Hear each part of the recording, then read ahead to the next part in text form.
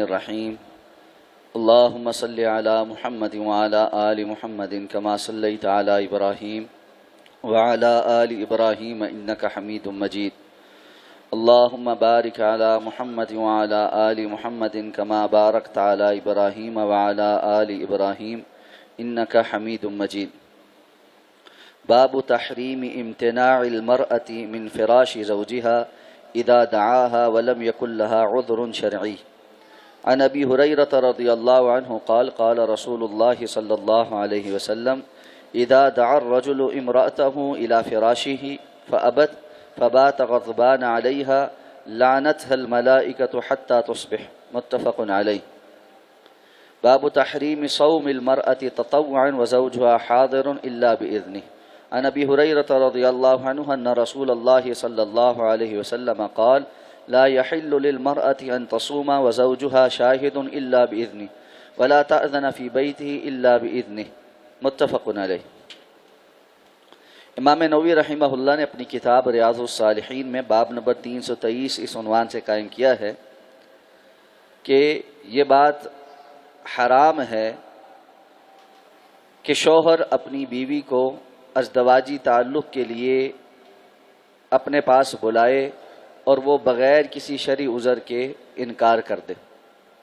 حضرت ابو ہریرہ رضی اللہ تعالی عنہ بیان کرتے ہیں کہ رسول اللہ صلی اللہ علیہ وسلم نے فرمایا جب کوئی شوہر اپنی بیوی کو اپنے بستر پر بلائے اور وہ انکار کر دے اور اس کا شوہر اس وجہ سے اس سے ناراض ہو کر سوئے تو صبح ہونے تک فرشتے اس خاتون پر لعنت بھیجتے رہتے۔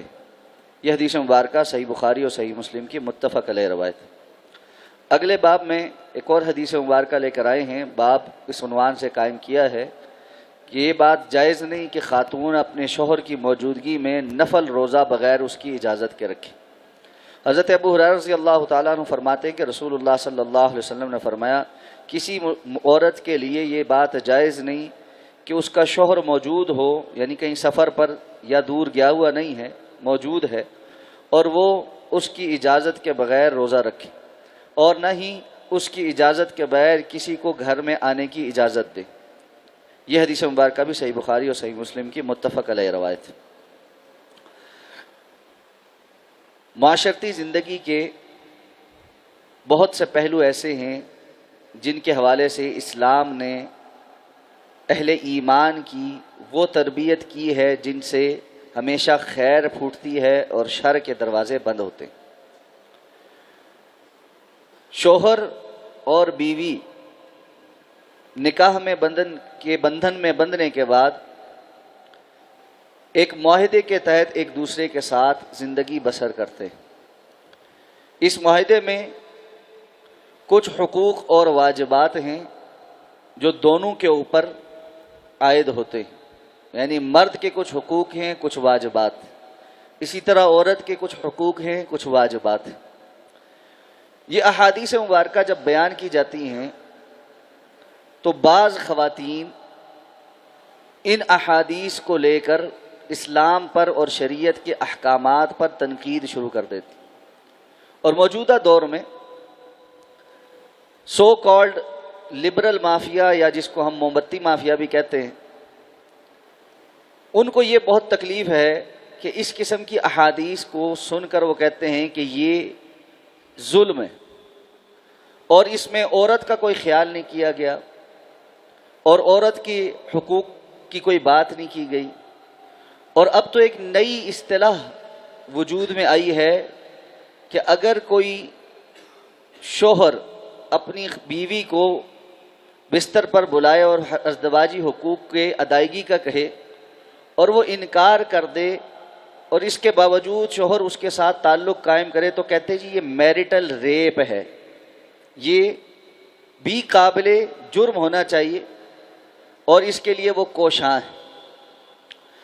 یہ تصویر کا ایک وہ رخ ہے جو عموماً پیش کیا جاتا ہے۔ تصویر کا دوسرا رخ یا اوجھل رہتا ہے یا اس کو جان بوجھ کر چھپا لیا جاتا ہے۔ اللہ رب العزت نے دونوں مرد اور خاتون کے لیے کچھ حقوق رکھے ہیں اور کچھ واجبات ہیں، جیسے میں نے پہلے عرض کیا۔ اسلام نے مرد کو اس بات کا حکم دیا ہے کہ وہ اللہ کے نام پر جب کسی خاتون کو اپنے ہاں نکاح میں لے کر آئے تو اس کے نان نفقے، اس کی تمام تر ذمہ داریوں کا بوجھ اٹھائے۔ جو خود کھاتا ہے وہ اپنی بیوی کو کھلائے، جو جس طرح کا خود پہنتا ہے اس طرح کا اس کو پہنائے۔ وعاشروہن بالمعروف، اور قرآن نے اس بات کا حکم دیا ہے کہ معروف طریقے کے ساتھ، معروف کا مطلب ہوتا ہے معاشرے میں اس جیسی کمائی کرنے والے لوگ جس سٹینڈرڈ کی زندگی گزارتے ہیں ویسی ہی سٹینڈرڈ کی زندگی وہ بھی اپنے گھر والوں کو بھی دے۔ یعنی ایک شخص زیادہ کماتا ہے، اس کا جو لائف سٹائل ہے وہ زیادہ بہتر ہے، اس جیسے لوگ جس لائف سٹائل کے حامل ہیں اس کو چاہیے اپنے گھر والوں کو اسی طرح کا لائف سٹائل، اس لیے کہ عموماً انسان کے اپنے ہی جیسے دوست احباب ہوتے ہیں۔ معاشرے کے جس طبقے سے وہ تعلق رکھتا ہے عموماً اس طرح کے ہی دوست احباب ہوتے ہیں، ایسے ہی رشتہ دار بھی ہوتے ہیں۔ اگر وہ جان بوجھ کر بخل کرتے ہوئے اپنے گھر والوں کو اس مقام اور مرتبے سے علیحدہ رکھے گا تو یہ اس کے لیے جائز نہیں۔ تو اسلام نے مسلمان عورت کو اس بات کا استحقاق دیا ہے کہ وہ گھر کے اندر اس مالی ذمہ داری سے ہٹ کر جیے گی۔ اس کے ذمہ نہیں ہے کہ وہ نان نفقہ کما کر لائے، اپنا خرچہ بھی چلائے، اپنے بچوں کا خرچہ بھی چلائے۔ یہ ساری ذمہ داری اسلام نے مرد پر ڈالی۔ اسی لیے اللہ رب العزت نے قرآن مجید میں یہ بات صراحت کے ساتھ فرمائی ہے کہ مردوں کو عورتوں پر ایک درجہ حاصل ہے، وَبِمَا أَنفَقُوا مِنْ أَمْوَالِهِمْ، اور اس کی ایک وجہ یہ ہے کہ وہ اپنے مال میں سے خرچ کرتے ہیں۔ تو ظاہر بات ہے جو انتظامی انسانامی معاملات چلائے گا فیصلہ بھی عمومی معاملات میں اس کا چلے گا۔ لیکن اس کا معنی یہ نہیں ہے کہ گھر والوں کی کوئی مرضی اور منشا ہے ہی نہیں، بلکہ حکم اس بات کا دیا ہے کہ مشاورت کے ساتھ ان کی پسند ناپسند کا خیال کر کے رسول اللہ صلی اللہ علیہ وسلم کی خانگی زندگی کو نمونہ بنا کر انسان چلے۔ اب اس ماحول کے اندر جو مرد ساری ذمہ داریاں ادا کرے، اپنے گھر والوں کے لیے نان نفقے کا انتظام کرے، باہر کی ذمہ داریاں اٹھائے، ان کی عمومی زندگی معروف طریقے سے گزروائے، وہاں پر اسلام اس بات کا حکم دیتا ہے کہ عورت بھی مرد کے حقوق کا خیال کرے۔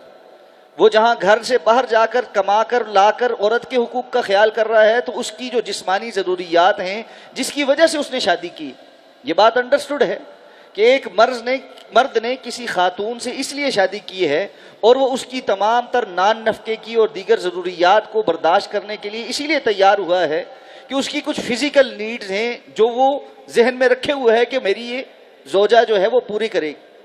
اب وہ اگر بغیر شرعی عذر کے صرف یہ کہے جی میرا موڈ نہیں کل آنا، تو اس طرح کے معاملات جہاں شروع ہوتے ہیں وہاں گھریلو حالات خراب ہوتے ہیں۔ اب مسئلہ یہ ہے کہ یہ بنیادی مسئلہ تھا مغرب کا، جہاں مردوں نے نان نفقے کی ساری ذمہ داری سے اپنے آپ کو دستبردار کر لیا ہوا کہ بھئی ہم ایک لیو ان ریلیشن شپ میں رہیں گے۔ لیو ان ریلیشن شپ کا مطلب یہ ہے کہ حرام کی ایک زندگی ہے، نکاح کا کوئی بندھن نہیں۔ جب نکاح نہیں ہے تو کوئی ذمہ داری بھی نہیں ہے، تو جب ذمہ داری نہیں ہے تو بھئی جس فلیٹ میں رہیں گے اس کا کرایہ بھی آدھا دیں گے، جس کا بجلی کا بل بھی ہم آدھا دیں گے، جس کے گیس کے بل بھی ہم آدھا دیں گے، گروسری بھی ہم آدھی کریں گے، حتیٰ کہ ہم کہیں اکٹھے جائیں گے تو ٹکٹ بھی اپنا خود لیں گے، کسی جگہ اکٹھے بیٹھ کے کھانا کھائیں گے تو وہاں پہ بھی بل آدھا پے کریں گے۔ تو وہاں پر بھی خاتون یہ کہتی ہے کہ بھئی جب سب آدھا ہے تو ساری مرضی تمہاری کیوں؟ پھر جب میری مرضی ہوگی تب بھی بات چلے گی، وگرنہ اگر تم زبردستی کرو گے تو ہم اس کو میریٹل ریپ کا نام دیں گے۔ تو بھائی جن معاشروں میں یہ پرابلمز ہیں یا جن معاشروں نے یہ کچھ شروع کیا ہے یہ ان کے مسائل، آپ ان کے مسائل کو یہاں نہ لے کر آئیں۔ اب ایک بڑا عجیب مسئلہ ہے، ان معاملات میں تو ان فیمنسٹ خواتین کو یہ حقوق نظر آ جاتے ہیں، لیکن جہاں پر مردوں کی برابری مشکل کاموں میں کرنی پڑتی ہوں، لائن میں لگنا پڑتا ہوں، وہاں آپ دیکھیں گے جی ایک بڑی دنیا دار قسم کی فیمنسٹ قسم کی خاتون مردوں کی لائن کو توڑتی ہوئی آ کر کھڑکی کے سب سے پہلے شروع میں آ جائے گی اور اپنی پیمنٹ پکڑائے گی اور اپنی چیز وصول کر کے چلی جائے گی۔ کیوں؟ اس کو پتا ہے کہ اس معاشرے میں یہ ادب احترام موجود ہے کہ عورت کو لائن میں نہیں کھڑا کرتے۔ اس کو باقی ہر جگہ جہاں پر مشکل کام کرنے پڑتے ہوں ہاتھ سے، وہاں پر مرد یاد آ جائے گا اور اس سے وہ کام کروا لے گی۔ لیکن اس قسم کے معاملات پہ آ کر فوراً یہ بات شروع ہو جاتی ہے کہ اسلام نے عورت پر بڑا ظلم کیا ہے. دیکھو نا کہ جی ایک ذرا انکار کر دو تو ساری رات فرشتے لعنت بھیجتے. یہ اس تناظر میں دیکھنے کی ضرورت ہے, مکمل پکچر دیکھنے کی ضرورت.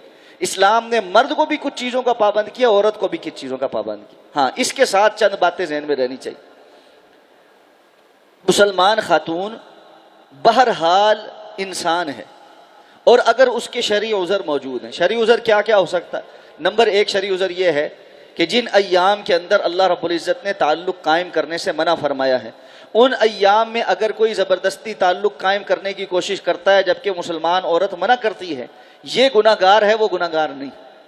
جو کر رہا ہے وہ گناہ گار ہے, اور اس نے اللہ رب العزت کے ہاں جواب دہ ہونا ہے. اسی طرح شرعی عذر یہ ہے کہ طبیعت ٹھیک نہیں, صحت کے معاملات ہیں, انسان کی 100 قسم کی صحت کی خرابی ہو جاتی ہے. اب جو بھی انسان کلمہ بھی پڑھتا ہے اور تھوڑی بہت اس کے اندر انسانیت بھی موجود ہے, وہ بہرحال یہ بات سمجھے گا کہ اگر دوسرے کی طبیعت خراب ہے, صحت کے مسائل ہیں, تو مجھے اپنی خواہش کو کچھ دیر کے لیے مؤخر کر دینا چاہیے. اس میں کوئی دوسری بات نہیں, کوئی دوسری رائے نہیں. اسی طرح بسا اوقات مصروفیت ایسی ہے, پورا دن کی مصروفیت, تھکاوٹ ایسی ہے, معلوم ہے آپ کو کہ جی آج اس قسم کی مصروفیت تھی, مہمان زیادہ تھے, معاملات زیادہ تھے, یا کہیں سے سفر کیا ہے, کوئی اور معاملات ہیں جس میں ایسی تھکاوٹ ہے جس میں وہ اپنا عذر پیش کرے کہ جی آج میرا یہ عذر ہے. تو والعذر عند کرام الناس مقبول. عرب کہتے ہوتے ہیں جو کرام الناس ہوتے ہیں, لوگوں میں اچھے لوگ ہوتے ہیں, ان کے ہاں عذر مقبول ہوتا ہے. اب شرط یہ ہے بندہ اچھا بندہ ہو. اگر انسان کا بچہ ہی نہ ہو, جس کی تربیت ہی نہ ہوئی ہو, پھر تو سارے معاملات ہی خراب ہیں. تو جہاں ایک طرف افراد ہے, دوسری طرف بھی تفرید ہے. بعض مردوں نے یہ سمجھ لیا ہے کہ ساری کی ساری مردانگی اسی بات کا نام ہے کہ بس جب خواہش پوری کرنی ہے تو کرنی ہی ہے. یہ مردانگی نہیں ہے, یہ ایک جہالت ہے, اور بلکہ بہت حد تک چوپایوں سے اور جانوروں سے مشابہت ہے. کہ چوپائے اور جانور کا کام ہے جب بھوک لگی بس کھا لیا, جب قضائے حاجت ہوئی وہیں کھڑے کھڑے کر لیا, جب کوئی اور حاجت ہوئی جب سب کے سامنے پوری کر لی. انسان اشرف المخلوقات ہے, اس کو اللہ نے سمجھ عطا فرمائی ہے, اس سمجھ کے مطابق وہ کچھ کام کرتا ہے. ہاں, بغیر بلا وجہ شرعی عذر کوئی نہیں ہے. اب ایک خاتون اپنے شوہر کو تنگ کرنے کے لیے, زج کرنے کے لیے, یا اس سے ناراض ہو کہ اس کو اس کے حق سے محروم رکھے, تو یہ مجرم ہے اللہ کے ہاں, اور ساری رات فرشتے اس پر لعنت بھیجتے ہیں. اسی طرح دوسری حدیث میں یہ بات سمجھائی ہے کہ نفل روزہ خاتون کو شوہر کی اجازت کے بغیر نہیں رکھنا چاہیے, اس لیے کہ معلوم ہے روزے کی حالت میں بھی ازدواجی تعلق قائم نہیں ہو سکتا. اگر کوئی عورت یہ بہانہ کرے جی میرا تو نفلی روزہ ہے, تو اس پر روزہ نفل فرض نہیں ہے, لیکن شوہر کی اطاعت اور اس کا ازدواجی تعلق کا حق ادا کرنا یہ فرض ہے. تو فرض کو چھوڑ کر نفل رکھتے رہنا یہ درست نہیں. اسی لیے اللہ کے رسول صلی اللہ علیہ وسلم نے مسلمان عورت کے لیے یہ بات قرار دی ہے کہ اگر جو عورت کلمہ پڑھنے کے بعد صلت خمسہ 5 نمازیں صحیح طریقے سے پڑھے, صامت شہرہ رمضان کے روزے فرض مکمل رکھے وہ, اور اس کے ساتھ حسنت فرجہ اپنی عصمت کی حفاظت کرے, اطاعت زوجہ اپنے شوہر کی اطاعت اور فرمانبرداری کرے, قیامت کے دن اس کو کہا جائے گا جنت کے 8 دروازوں میں سے جس دروازے میں سے داخل ہونا چاہتی ہو داخل ہو جاؤ. اس لیے یہ اطاعت مسلمان معاشرے کے انتظام و انصرام کو چلانے کے لیے بڑی ضروری ہے. اسی حوالے سے ایک بات یہ بھی کر دوں, بعض لوگوں کو یہ بھی بڑی تکلیف ہے کہ گھرانے کا سربراہ کیوں ہے, گھرانے کا سربراہ کیوں ہے. گھرانے کا سربراہ نہیں ہونا چاہیے جی, مرد عورت برابر ہیں, یہ زندگی کے موٹر کے 2 پہیے ہیں, ان کو برابر چلنا چاہیے. یہ غلط تصور. ہر جگہ کوئی سربراہ ہوتا ہے.